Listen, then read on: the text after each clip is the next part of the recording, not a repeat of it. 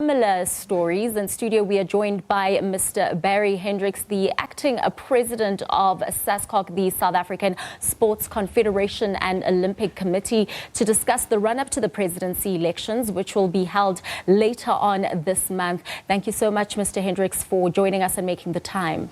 Thank you so much, Polly, and good evening to your listeners.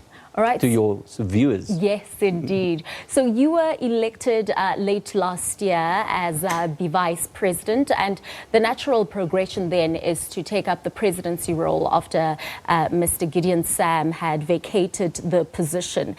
In terms of the election that you're now running for, what impact do you hope to have in the presidency role of SASCOC? Well, I've put my hand up for the role of the presidency. I'm now currently the acting president, and in November I was elected as the first vice president of SASCOC. So we'll wait for the elective process to unfold, and hopefully I'll be successful. All right. So I went through your manifesto, and in there you mentioned that you want to have a positive impact on women's sports. Yep. I want to understand how you are going to be able to achieve this. Well, already SASCOC has made tremendous leaps with regards to gender-based equity within the organization. At the last amendment to the Constitution, we got the 50% gender equity written into the Constitution. That means that all SASCOC's board, as well as all its committee and commission members, are going to be 50% women. All right. Okay. And now we are moving forward to the Paralympic Games, which are going to be starting in August, and then we have the Olympic Games, which are set to start in July. Do we have any medal tally sort of expectations from our teams, and also how have the preparations been going?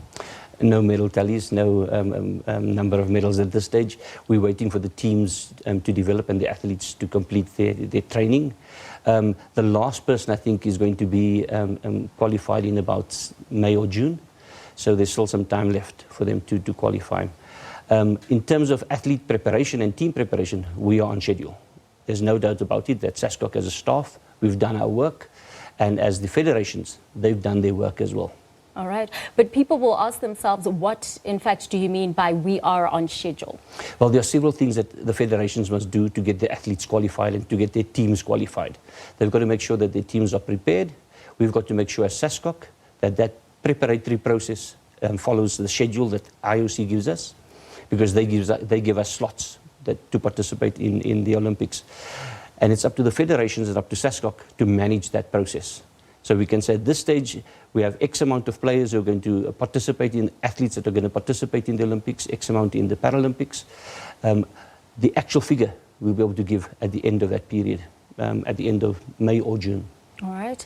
So we can't, have a blind eye to what's been happening in the past couple of days. Some people saying the election process has been contaminated, that is for presidency of SASCOC. What is your response to that, and how transparent has this process been?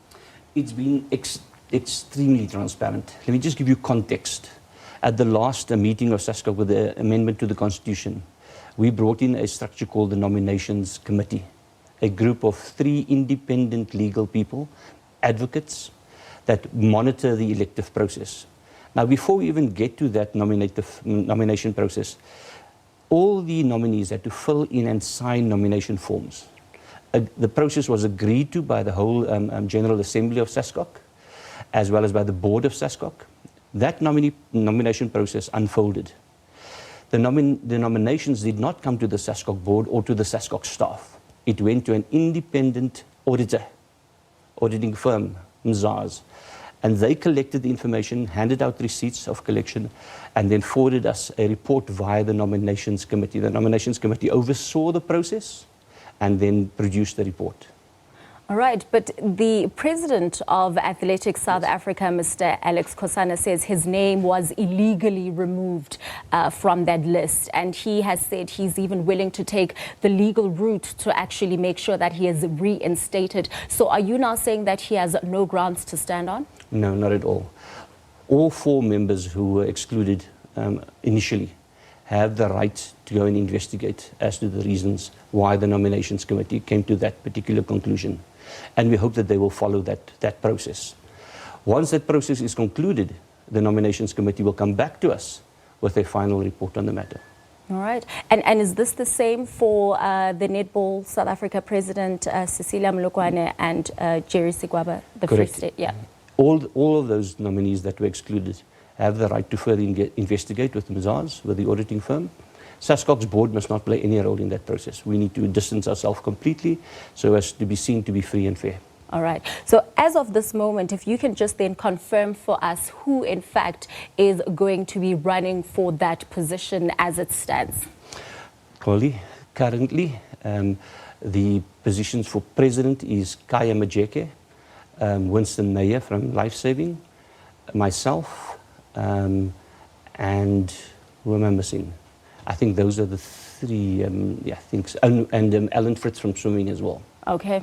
All right. Well, thank you so much for clearing that up for us here in studio and joining us. All the best for the 28th of March, right? 28th of March, and we look forward to the occasion. Let me state on record that if I had my way, I would have preferred that this process have been totally open to everybody, because I would have loved to compete against whoever stood.